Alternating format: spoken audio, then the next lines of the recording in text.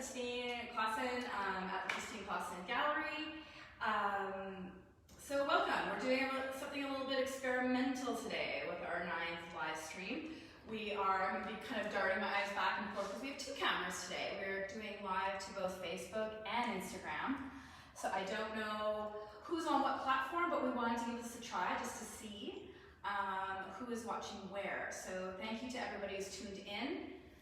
My understanding is that we will be able to see your comments and questions as you have them. So please try to connect. If not, hopefully we'll be covering a lot of ground today. And if you have any questions, then obviously you can reach out to me after. So today we're having the part 2 with Carl White, now that his show is up at the gallery. Show Onion Skin, Love That Moves the Sun and the Stars. We have Carl here today, socially distant. Probably accounted for. Yeah. And we're going to do a little bit of a tour of the show and have Carl talk a bit about the body of work. Some of you may have been at the opening, so we're not going to cover all of the exact same information. We have some other, I have some other questions that I'm going to throw at him as well. So without further ado, I'd like to introduce Carl, who is an artist here from Calgary. This is, I think, your 3rd show at the gallery with us. And certainly this show, I think, which is the most notable to say, is that this body of work is really much in response to, the role of being an artist during the time of COVID. And so there's a lot of themes that kind of connect to that Carl will be talking about. Originally from Liverpool, studied art and design at the Alberta College of Art and Design. I tried to be a doctor there, but they wouldn't teach me anymore. Yeah, there you go. Art and design, sir. Damn it, now I have to do painting. Yeah. And obviously, I mean, as we kind of felt the love at the opening reception, clearly, a prominent figure in our local arts community. So thanks for being here, Carl. Do you have anything else you'd like to add to my Hi, Mom. general? Yeah, no, that's great. Just awesome to kind of get a chance to do a tour through the show. And if any of you did get a chance to hear me talk, I'm mostly making stuff up, so you'll hear different stuff today. Yeah. So it's always something interesting. Yeah. Well, and this is our kind of Friday happy hour series of live stream artist talks. So, join us for a glass of wine or a beer or a carbonated water or kombucha, whatever it is. Just we are going to be starting, I'm going to be starting these up again now that we're into the fall season. So please tune in weekly Fridays at 5.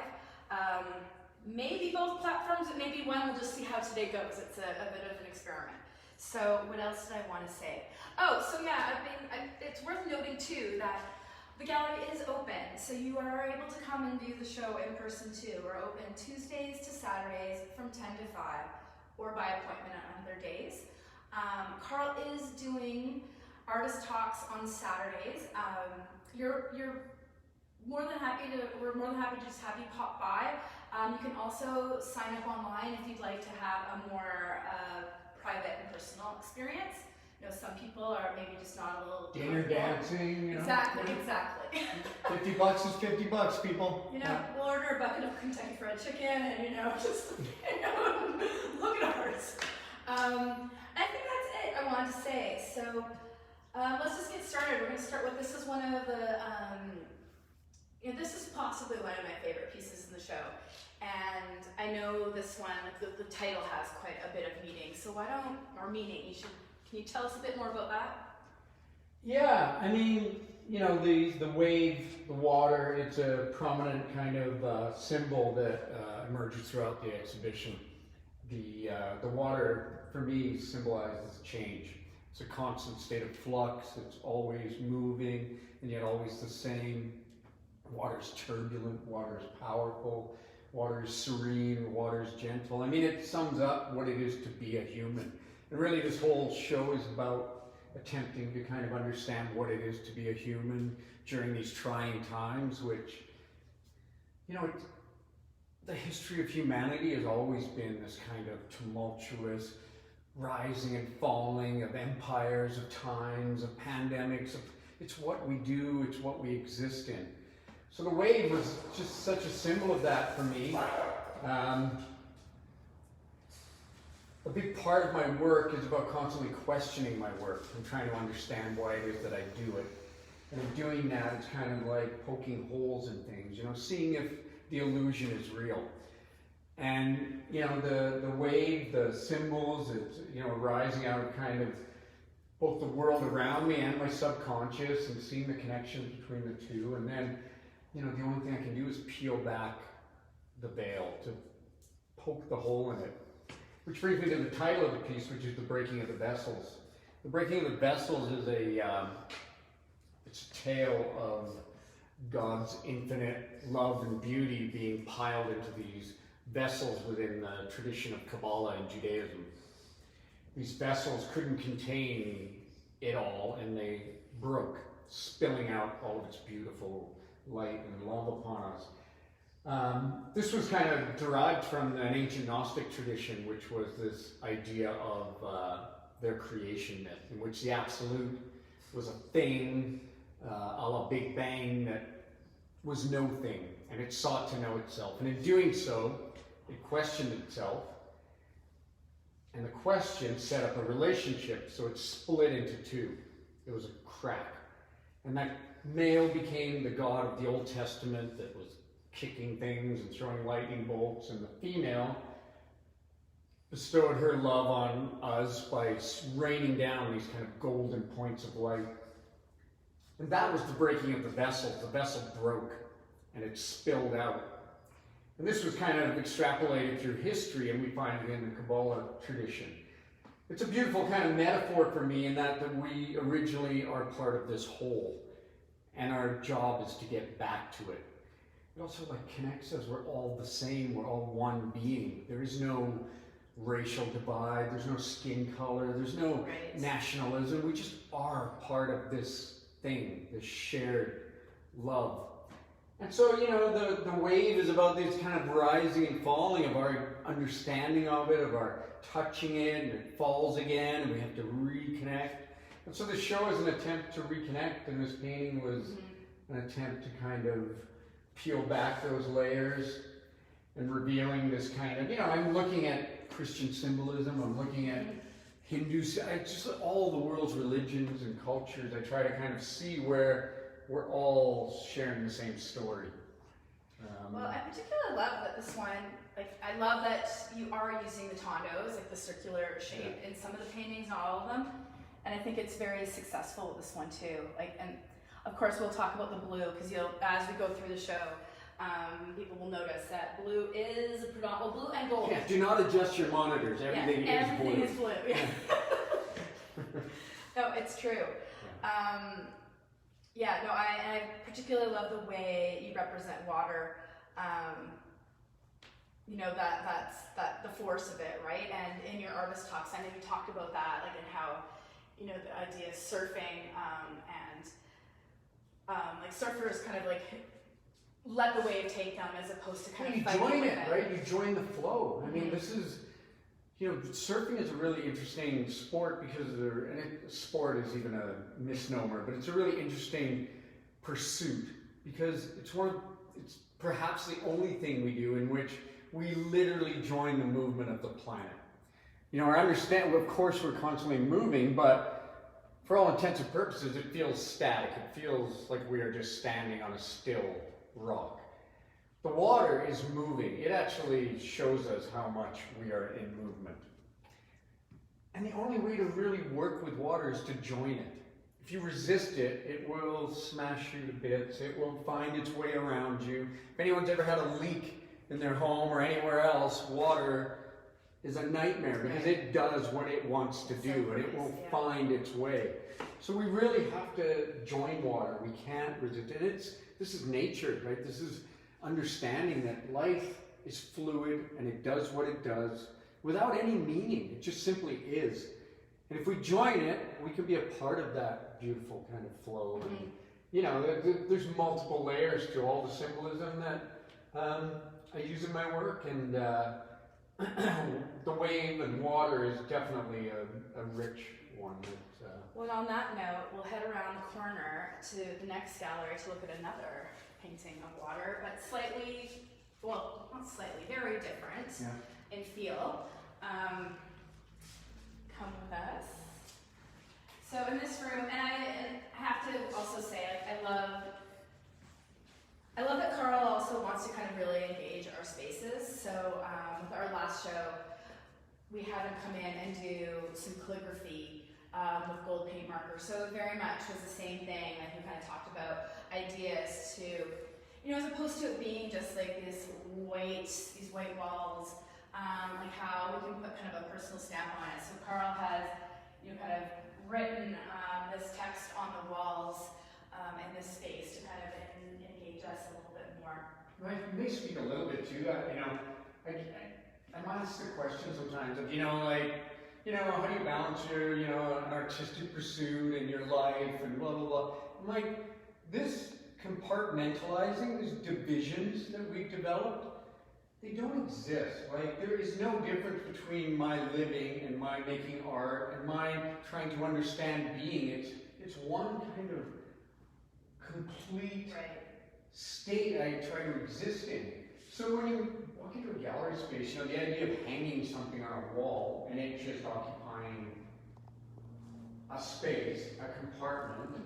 You know, this is Aristotle and Plato, right? This kind of where this division happened, where there was body, spirit, and mind all kind of as one thing, and then, you know, Aristotle stepped in and started making divisions.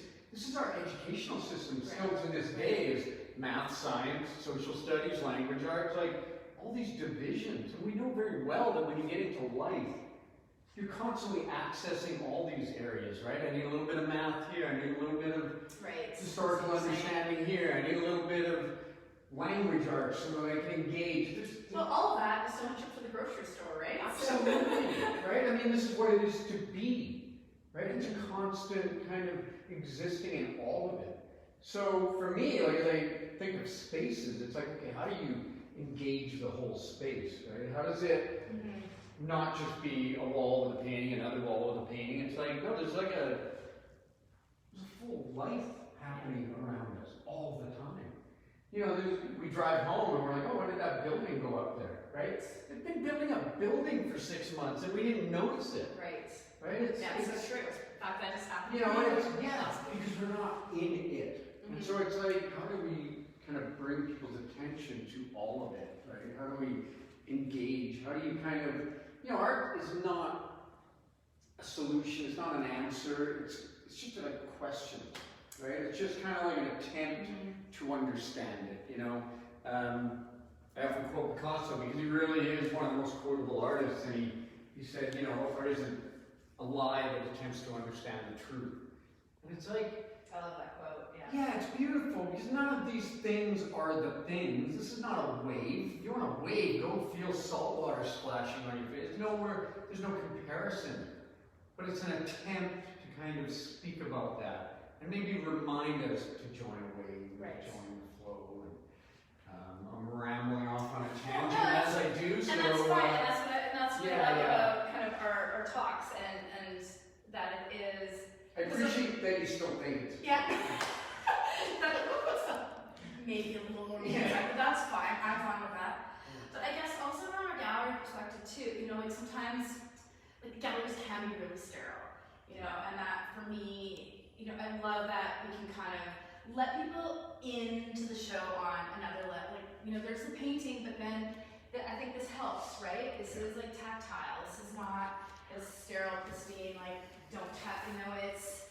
You know, galleries are just a product of our culture, right? Our culture is sterile. You know, I mean, there's birth and there's death, and what do? We shove them behind closed doors, right? We don't want to actually see what life really is. Right. We hide them. You know, oh, baby's gonna be born, get in the waiting room, you know, kid will emerge, fully born, oh, grandpa died, let's shove him in a box, right? So we don't want to engage with it. And yet that's the richest moments in life, right? This is it. You know, I remember, when Judy Chicago, we had the show for her in 2008 or whatever, it was interesting because she had mentioned something that I never thought about. This is me going on a tangent. Yeah. But she mentioned that there were only a few examples in all of art history of birth. Yeah, sure. And so she did an entire project on this. Yeah. But to what you're saying, It is just- the it's like fundamental happens. And moment just of being. Everybody, that Yeah. happens with everybody. Yeah, And it's a absolutely. beautiful thing, but yet it's just not actually represented. So that's my tangent. for Yeah, the- no, for the word. day, I but mean, it's it's, interesting. you know, I spent 3 months in India, and you get really present to life and death there. Right. I stayed in a Brahmin's house, which is the highest member of the caste system, who would be considered a holy man.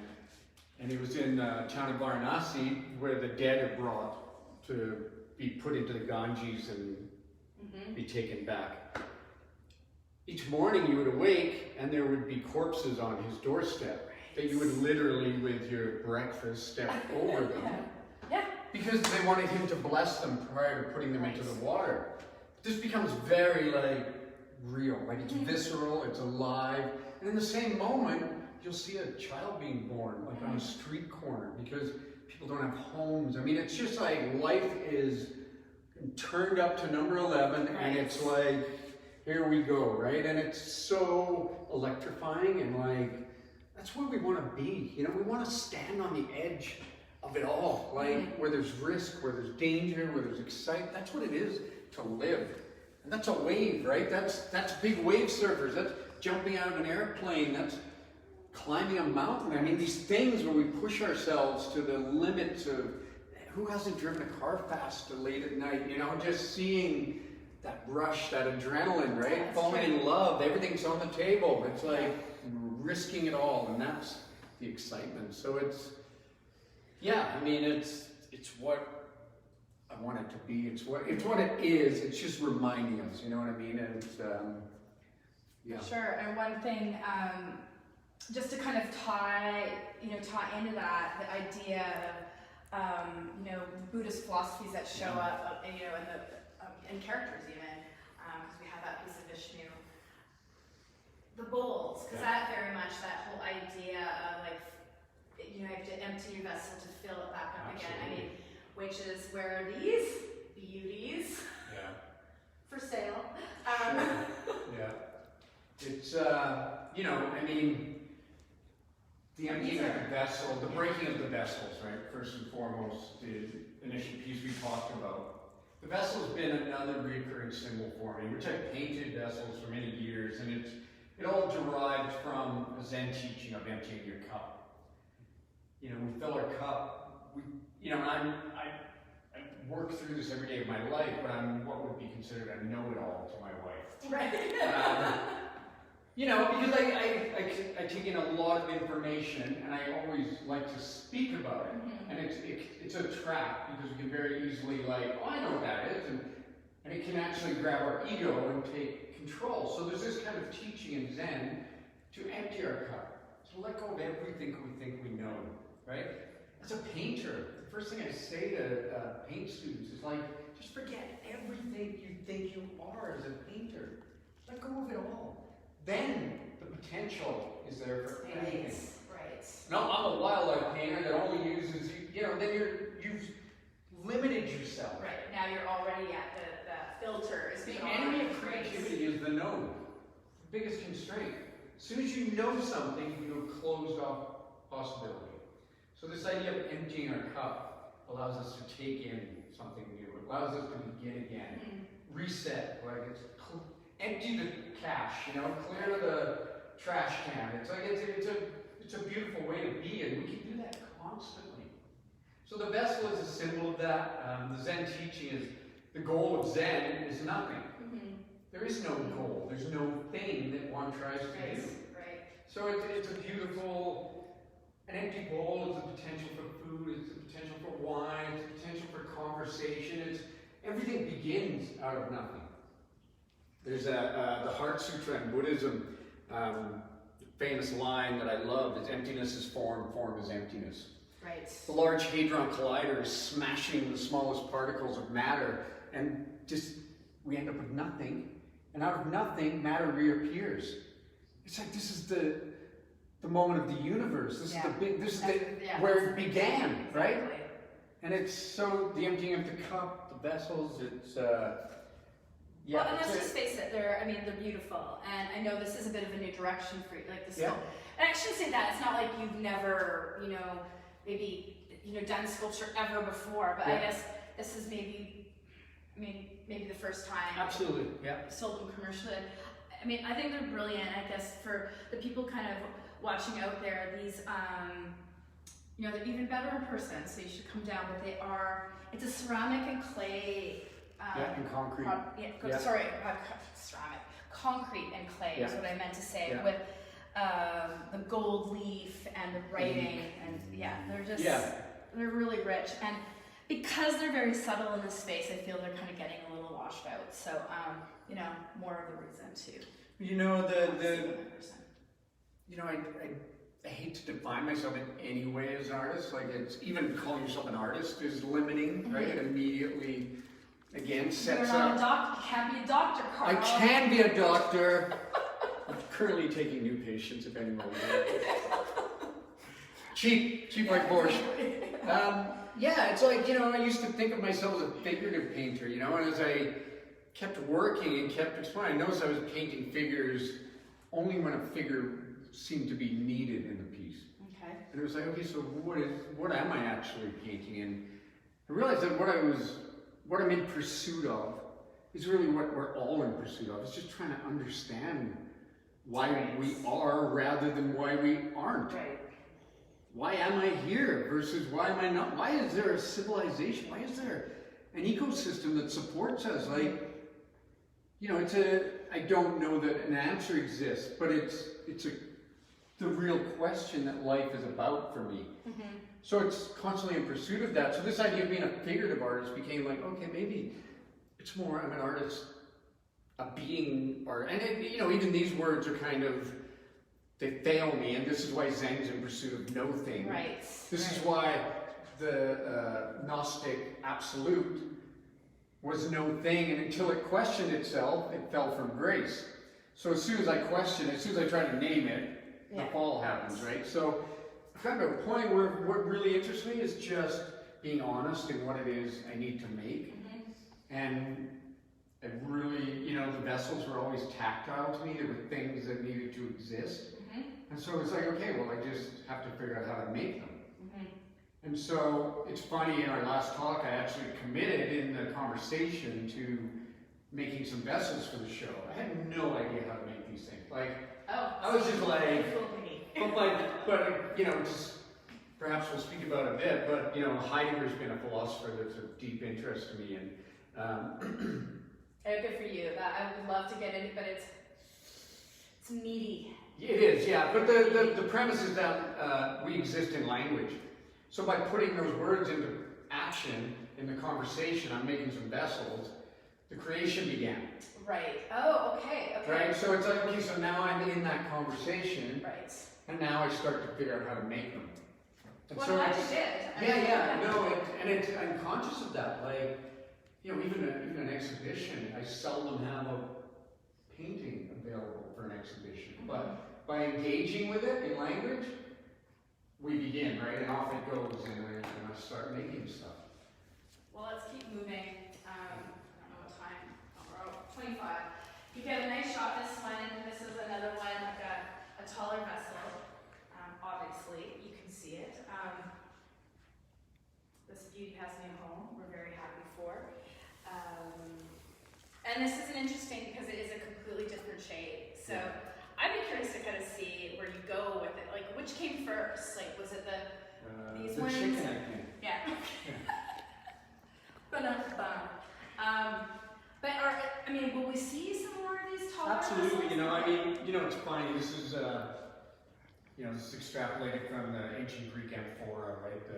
These were these kind of vessels that carried wine on the ships. So they were created in these forms so that they could be easily stacked, and then they were taken on land and they were put into these kind of basins of sand so they could just be stabbed into them. People would then come and purchase the wares. But the Greek vessels have a very rich kind of symbolic depth to them that is attached to ancient Gnosticism, that was followed through into the Kabbalah. So the symbol of the vessel, it's a symbol for life, that talk of birth there, right? It's like, exactly. this is what we are, where the emptying of the cup, the vessel is like deep, deep interest. So then all I can do is dig through history and try to find its origins. Mm-hmm.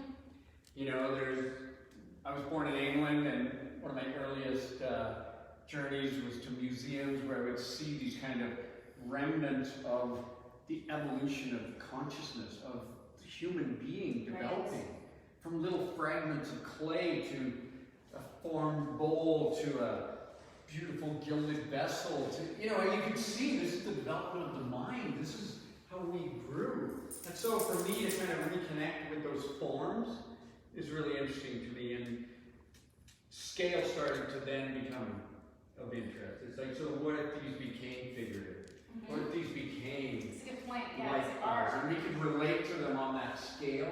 It's true. I hadn't thought about that until just now, but of course, this is, you know, more so than those. Absolutely. So they came first, for sure, to answer your question. No, fair enough. Yeah. All right, let's move along. And I mean, and I want to spend a little bit of time here. We don't have to spend two because there's more. But because of when we were doing the artist talks, we kind of focused more on those, but it was easier to get people in that room. So I felt that these drawings didn't really get enough attention. Let's put it that way. So this is your Raptus trilogy. Yep.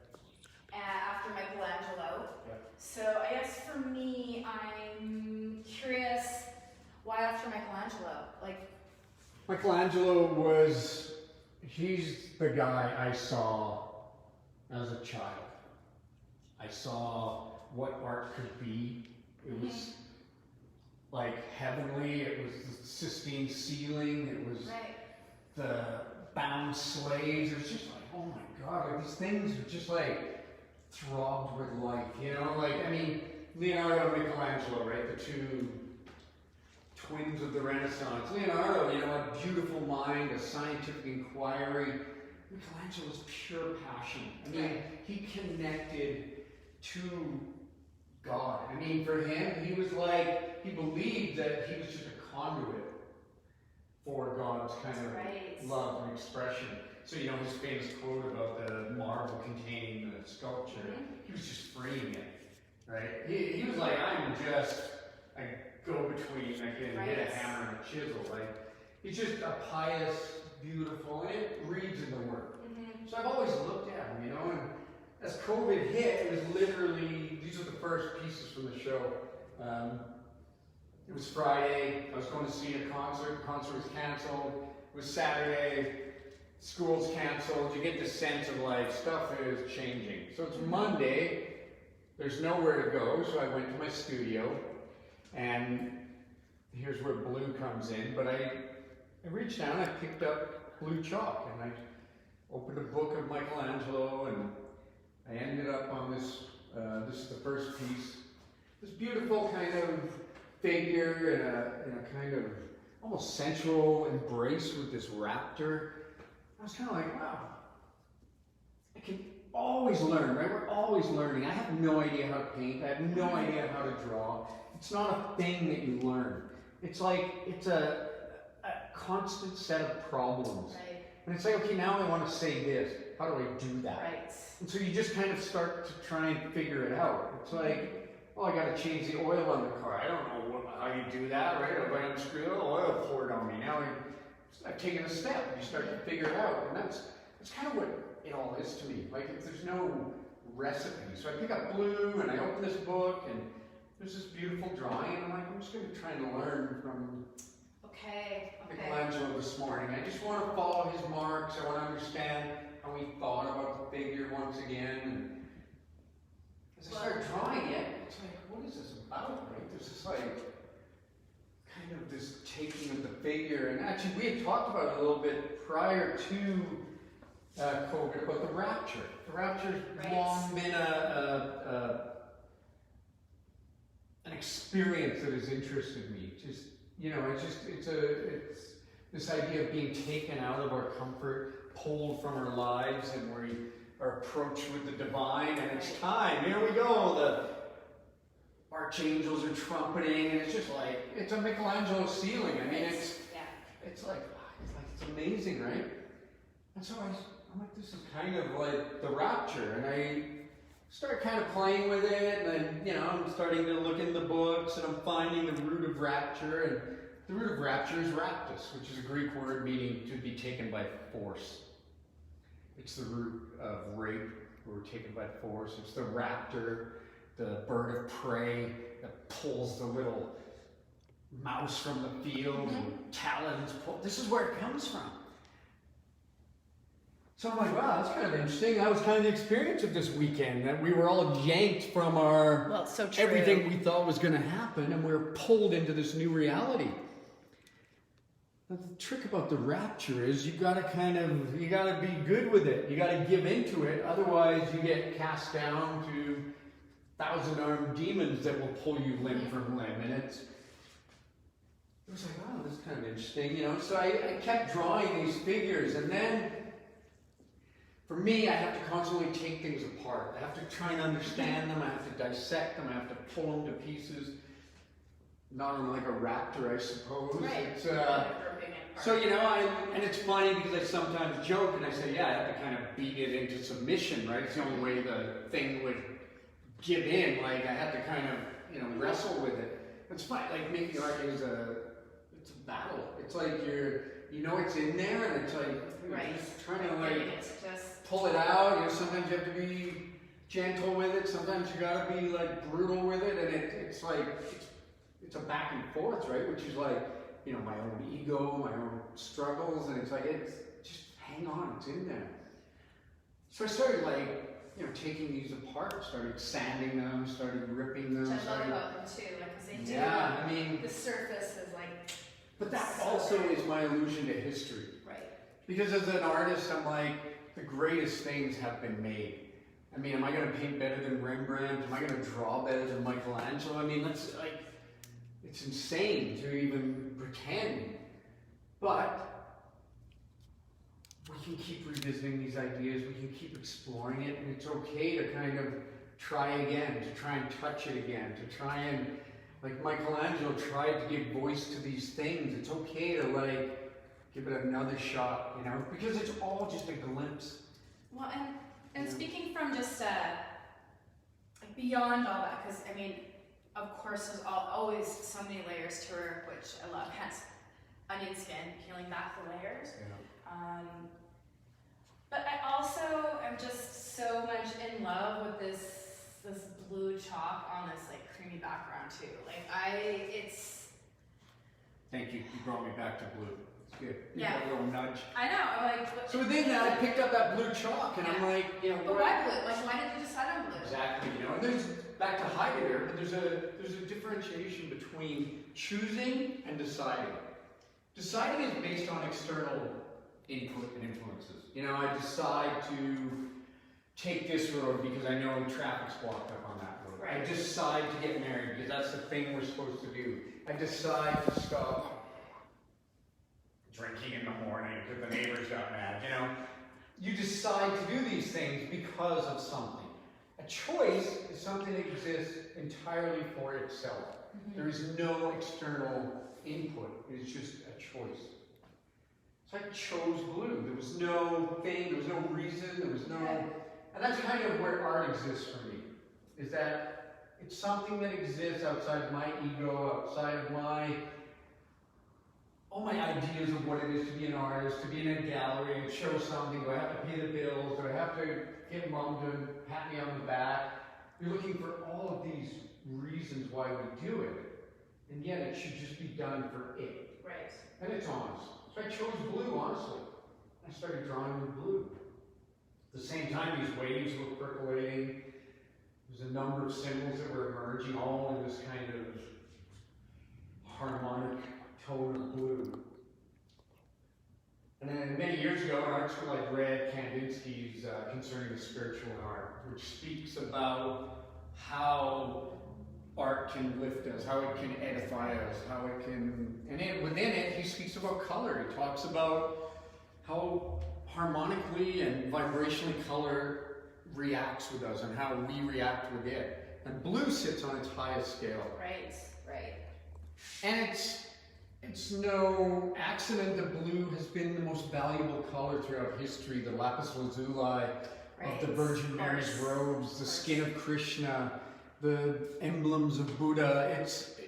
The sea is blue. The sublime experience takes place within the blue of it all. Our sky, where our dreams float up to, the heavens. The Renaissance ceilings painted in lapis lazuli with the golden stars. And it's like, it's all around us all the time. And that's why, I mean, that's, because I've heard you, of course, talk about this blue and how it showed up, but I'm also been fascinated by it because you're right, we are surrounded by it, and it was still a choice. The blue of our veins, right? Yeah. Life. It's like it's curious because it is. It's and like I said, there is something just so like seductive about this particular tone on blue with the creaminess of the paper, which again, you at home won't. You know, you're going to get a weird digital version of. So again, come on down and see the show.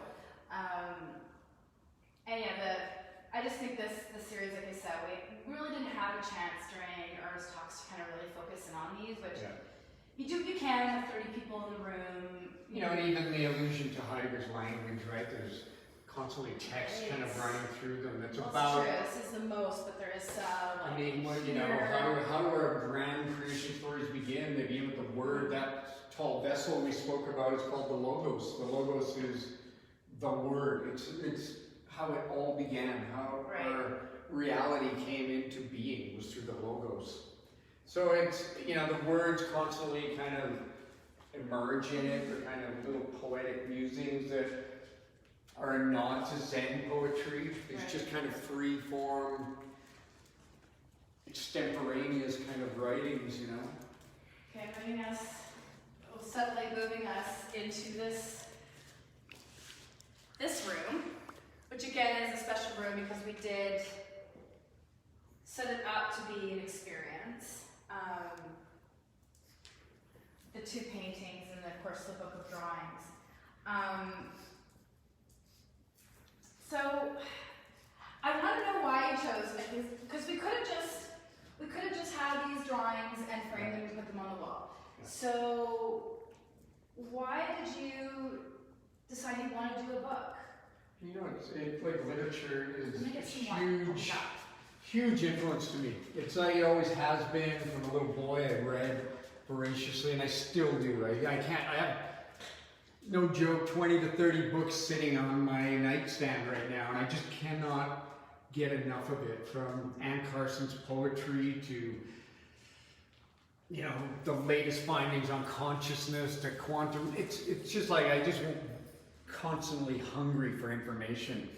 And so the idea of a book to me is such an intimate kind of thing where we engage with it. It's also how we pass our stories. It's our biggest loss at the Library of Alexandria, where we don't know what we used to know. We don't know what we know, right? We don't know what we don't know. It's a book, you know, I always struggle as an artist with making a painting, and you put it on a wall and it becomes very precious. Right. And it's like, and I at once love artifacts, I love museums, and I'm also love the guy that goes in there with a can of paint and throws it on the painting. Right. I love the guy that hits Michelangelo's sculpture with a hammer, because it's a bigger lesson in the fragility of it all and the impermanence of it. Right. 100%. Back to the Zen, it's like, it's fleeting. It's like we hide the Mona Lisa behind a bulletproof glass and guards, and it's like the thing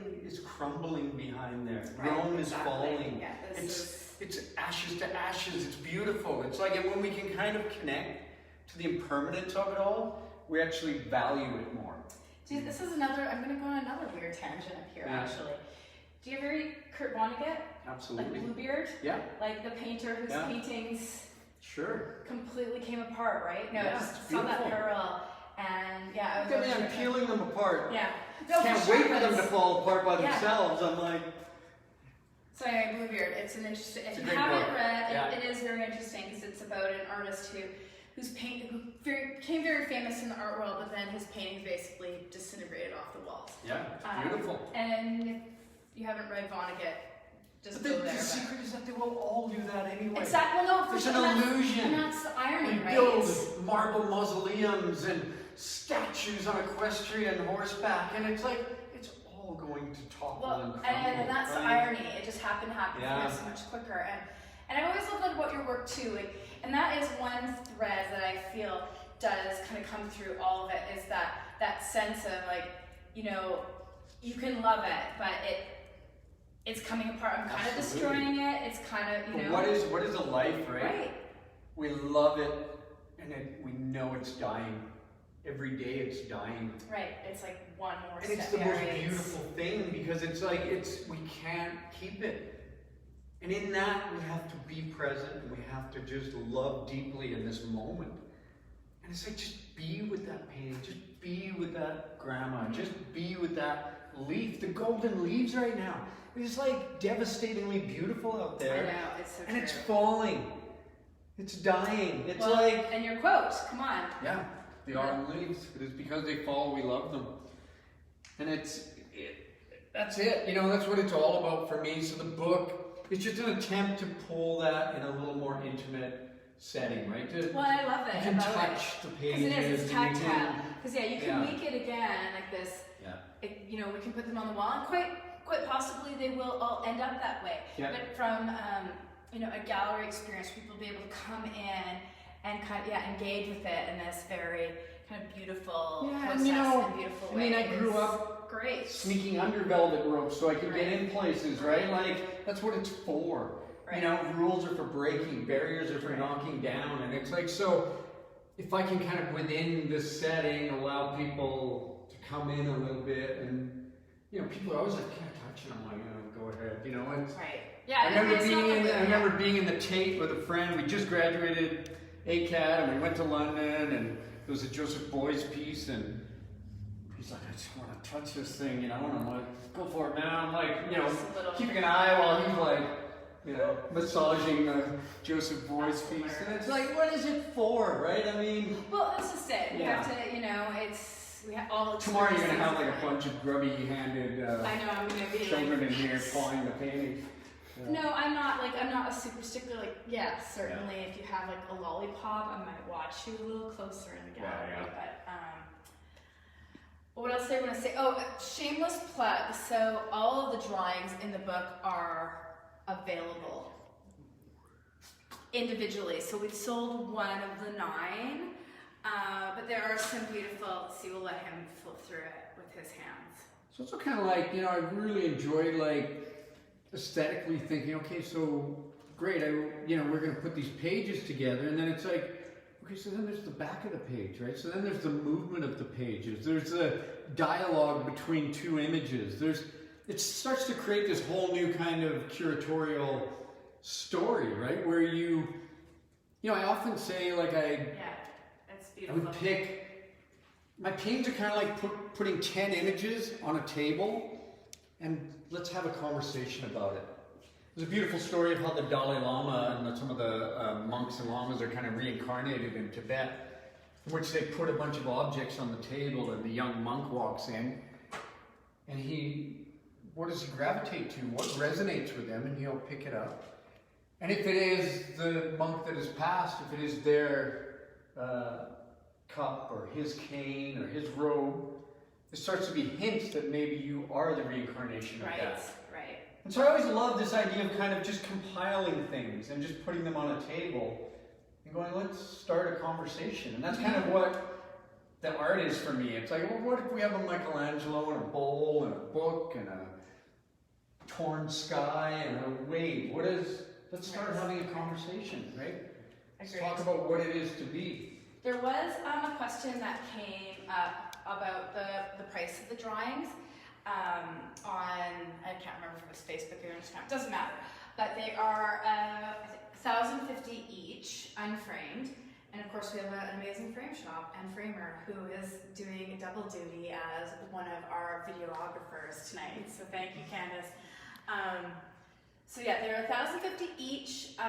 They are 13 inches wide by 19 inches high, and a lot of them have, well, they're just so full of texture. I mean, hopefully you can kind of get a Each one's sense of its that. own thing, you know. I mean, it really is. You know, it's again just like, you know, these things. I didn't know what they would be, and I would just kind of create a surface, start scratching into that surface, peel that surface away. You know, this piece here, I dreamed a universe. It's this beautiful tale from Hindu cosmology in which Vishnu falls asleep under this beautiful kind of banyan tree. And as he sleeps, he starts to dream. And when he dreams, a lotus grows from his belly. And the lotus unfolds. And in that lotus is a universe. And within that universe, there's a Vishnu that falls asleep, and out of his belly a lotus grows, and another universe is born. This is the multiverse. I mean, this is our current scientific kind of inquiry into what the universe is, what the nature of reality is. These same questions were plaguing a mendicant monk in 5th century BC India. Like we are the same. Always. There is no time. There's no break between us. Yeah, it just keeps We're going. all in this moment dreaming a dream of a universe, and it's our universe. And it's, you know, so a lot of these pieces were about that. They're about just meditating on being what it is. And again, an attempt to just kind of understand it. Well, I haven't really talked about these paintings, but I think, again, we should, because we're in this back area, which got a little ignored during the opening, but because of course with these two paintings, well, one is sky, one is water, but they both feature your, you know, the tearing, the folds, and I mean, I'm just a little curious about, yeah, like the tearing, the fold, like how do you decide? Like this one is small, you know, or They or have is to it just- because it's literally a visceral, violent act. Okay, I was just gonna say, like, is it Yeah. innate? Like, It's what? but it has to be, right? I mean, Okay. you know, my previous show here was called Koan. Koan is a Zen riddle. A young Zen monk approaches the priest in the monastery, and he gives him a riddle. And he goes back to his cushion and he starts to meditate on this riddle. The riddle is unanswerable. There's no solution. It's a puzzle for the mind. The famous one is, what is the sound of one hand clapping? It's an impossible thing to answer. But what it's about is doing something called provoking the great doubt. The great doubt is to question it all, to poke a hole in it. And as an artist, I'm like, I have to constantly question it. Why? What is the point? My favorite koan is if you see the Buddha on the road, you have to kill him. Because if the thing you are pursuing has become so concrete that it is real, it's an illusion. You've lost the path. If the thing you're in pursuit of has become precious, you've lost it. You've been seduced by the shiny object. And so you have to kill it. Because Buddha is not a person. It's a state of mind. It's a place where you exist.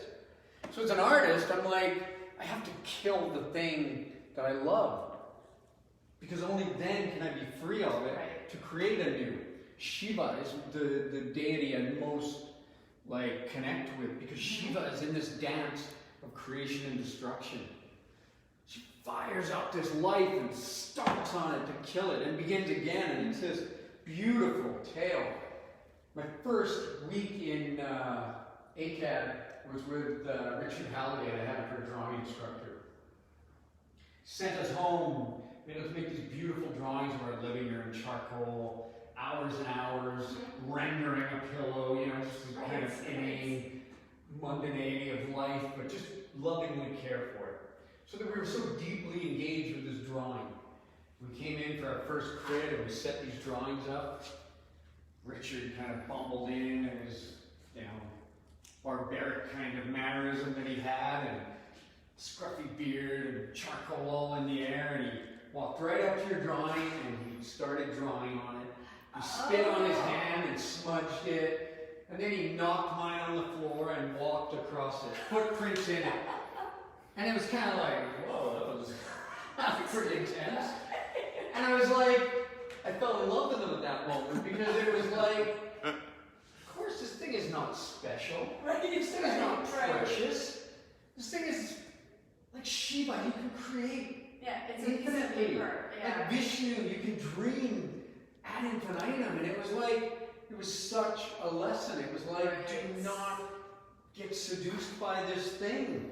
This is the Buddha on the road. This is the illusion. Oh, interesting. Okay. You know, the act of creating is just in that. It's in the act of creation. You know, it's a mother giving birth to a child and then pinning all of her hopes and dreams on this child. Right. That child is no longer yours. That child is a human. It's got its own dreams and life to follow. Let it go, right? Let the pain go. Let it all go. And then you can empty your cup and begin again, right? It's the same metaphor. It's Yeah.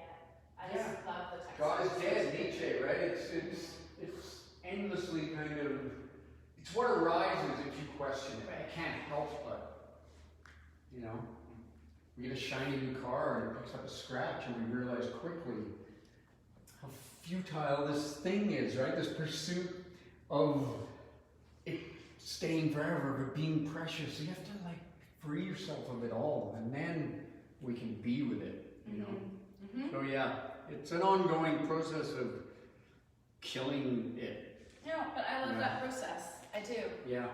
And I'm just going to check the time here. Okay, so we have 5 minutes. Mhm. So maybe let's move to the front because I would like to talk about the Vishnu and Sure. Rome. Yeah. Is there a question, Candace? Come on, children. Follow us.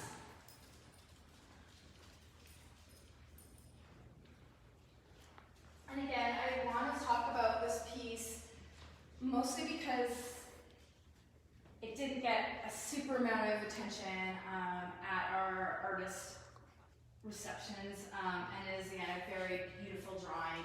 There's going to be a lot of reflection. It's going to be very hard to kind of see. So anyway, But art is a mirror, right? I mean, that's what it should be. Right. Hopefully we can see ourselves in it. So the reflection, again, it's, you know, it just keeps opening up if we keep Yeah. letting it. No, it's true. Yeah. But I think this is a special one too because it kind of combines a couple of those, it takes a couple of those like pins of light. Yeah. I'm quoting from your artist talk last Yeah, week. yeah, for Impressed sure. with that. Yeah. Couple of those pins of light because this is of course Vishnu with the lotus blooming from his belly, which is going to recreate itself infinitely. But it also is referencing this, this architecture, this, it's referencing those kind of Yeah, absolutely. It's referencing the Renaissance. It's referencing all of our shared Sistine Chapel. attempt to understand it, right? An interesting side note to this is that this is another piece which Christine's familiar with. There's I people buy know. drawings There and is a they're like, bonus drawing on the back. yeah, there's a bonus painting on the back of this Yeah. one.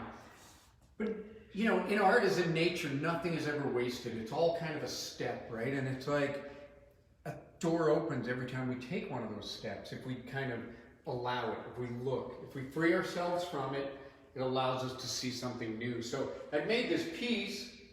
The piece on the back, it was really amazing, by the way. That's a good point. I'd forgotten about Candace and I. We're like, this is pretty sweet, actually. Like, what? Yeah. But I get, But it leads me to the next thing, right? It's Okay. all, and it's the pages of a book. Yeah, for sure. You know, Fair I mean, enough. it's not by accident that those things want to be a book because Mhm. I literally was moving stuff in the studio, just based on Michelangelo drawings. I'm moving stuff, and I see this drawing and painting on the back. I turn it, and the back of it, I'm like, whoa, that's really beautiful. Like just these layers of paper that I had kind of laminated together, and it was okay. like, you know, it was me piecing together all these different elements, and I'm like, okay, so there's like a physical representation of those pieces. So now I have to take that, Right. and I have to now follow it, Yeah, right? grab that ball and run with it. Yeah, it's like it's a constant just just being aware of it, right? You know, Einstein once spoke about the paranormal, how we see ghosts, or we have a sense of don't get on that plane, or deja vu. And he's like, you know, what if those are windows that, as these concentric models of the universe spin around one another, and these windows sometimes pass, and we see into another moment. Right. We see what we think is a ghost. We see what we think is the paranormal. We have a kind of, you know, I thought Dad was going to call, and Dad's on the phone. Just simple little things are around us all the time. Like, is it If we coincidence? just get present to it, if we let go of all of our preconceptions about what a thing should be, what a moment should be, we can actually be with whatever it is. And in that, it's all connected, right? And that was my experience with the show. I just kind of sat with it, and it all started to connect. I started to see the constellation develop. All the points of light joined. And I gazed up at the heavens, and Vishnu dreamed again, and Boom. I opened another bottle of wine. And I'm like, okay, here he is.